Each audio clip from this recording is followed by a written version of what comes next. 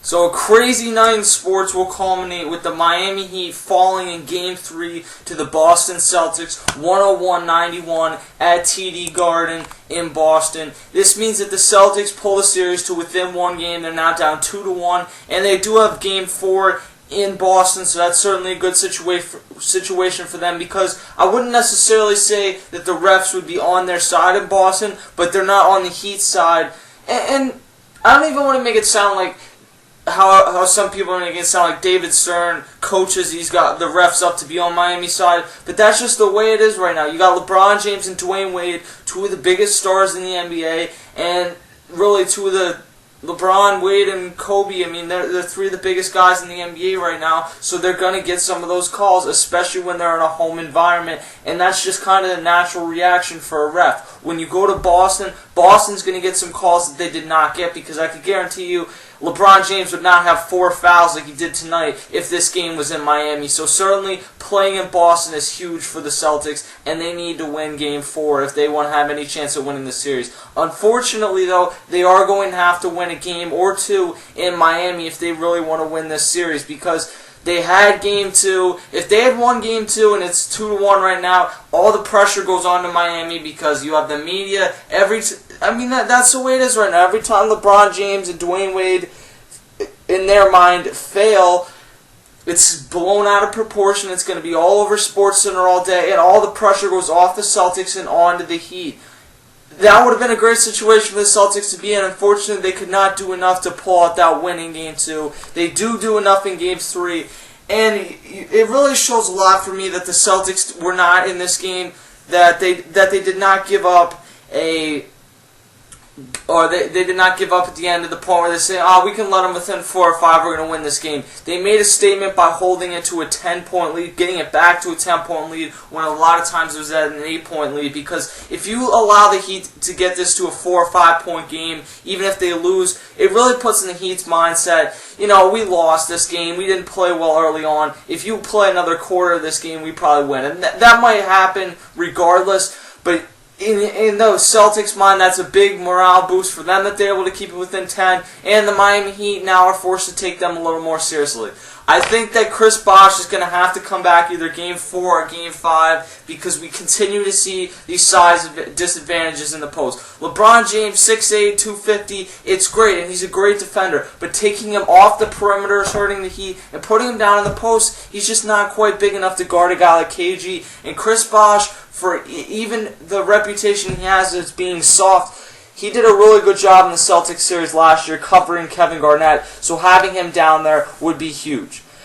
I'll just run over a few stats and then give my thoughts in Game 4. For the Heat, LeBron James, 34 points on 16 of 26 shooting, a great game, but 1 of 4 from three-point and 1 of 5 from free throws. That shows it's not just in the clutch for free throws of LeBron, and it's really, this whole team is just not a very good free throw shooting team. Chalmers is 1 of 2. Chalmers is 3 of 6, I should say. Ronnie Turiaf's 1 of 2. Dwayne Wade didn't even get to the foul line today, and that really shows that this game was in Boston. But overall, this is just not a great free throw shooting team. Dwayne Wade drops 18. A lot of those came later on in the game. 4 rebounds and 4 assists. If they're going to win an NBA Finals, Dwayne Wade needs to continue to play these complete games with LeBron James, because we see in these games where Dwayne Wade gets really going in the 3rd and 4th, unless LeBron went off like he did in Game 4 of that Pacers series, in a lot of those games, the Miami Heat do not win.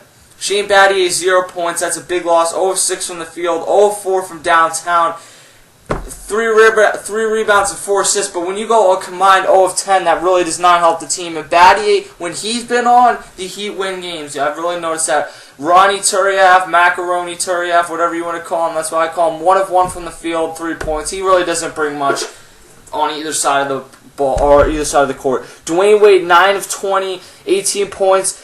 It wasn't a terrible performance from him, but early on in this game, he did not play as well as he needed to. 4 rebounds, 4 assists.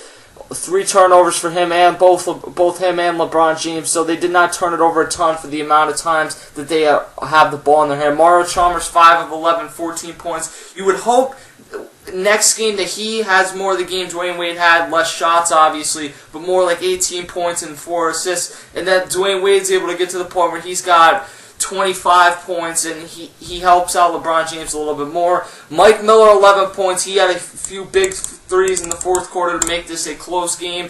He looks like he's starting to finally get healthy, because a lot of people are writing him off saying 2 seasons here, he hasn't been healthy at all, he's really not bringing anything to the table. And in this Celtics series, late in that Pacers series even, he's come alive.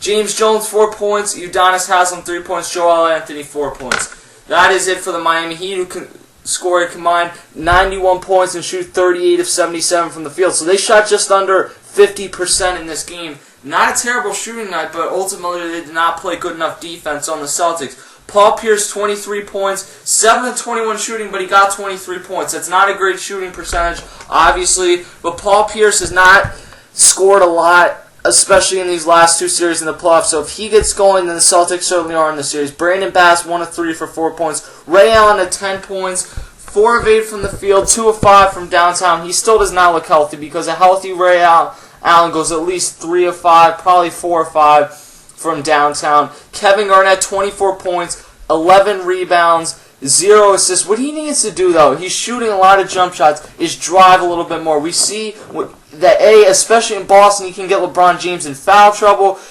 I like that he's hitting the jump shots, but they need him to drive more, because that's going to give them a better post presence, but B, it's going to open up some lanes to the hoop for Brandon Bass, because Kevin Garnett will draw double teams if he drives more to the hoop. Rajon Rondo, him or LeBron, to me, so far has been the MVP of the Eastern Conference Finals. Certainly you give consideration to Dwayne Wade and Kevin Garnett, but Rajon Rondo, I said it the other night, he might not be better than Chris Paul or Derrick Rose or Deron Williams, but if I had to start a team and I need to win a championship, and I certainly I wouldn't build a team where Rajon Rondo's my best overall player, but if I have to build a team where I need my point guard to distribute, score, get some rebounds, Rajon Rondo's my guy. Another great game tonight, 21 points, 9 of 16 shooting. We know he's not a great shooter, so that's a pretty solid overall game for him. 6 rebounds and 10 assists. He basically is, you can count, I think that if I had to go before a game, who would be more likely to have a triple-double, him or LeBron? I'll go with Rajon Rondo in most cases. 7 points for Keon Dooling and 9 points for Marquise Daniels off the bench, and you can throw 1 point in there for Stiesma for the Boston Celtics. So Game 5, or Game 4 I should say, it looks to be a good game. The Celtics are certainly not out of this series, especially if they're able to win that, but that's a must-win game, because Miami is not a great team on the road. They're 18-15 on the road this season, or they were in the regular season, and in the playoffs they've lost a couple games on the road, but when they're at home, they're pretty much, especially with the refs on their side and everything, they're not really a team that you can count on beating at home. So Boston needs to win this next game, and ultimately they're going to have to win a game in Miami and then win another game in Boston if they want to have any chance to win the series. For the Miami Heat, I think Dwayne Wade and LeBron James need to score pretty much a combined 60 points if they're going to win this series, and I think that they'll get pretty close to that next game. My guess is that the Miami Heat do win Game 5, but we'll see. The Boston Celtics will certainly make it a close game. I'll see you guys later.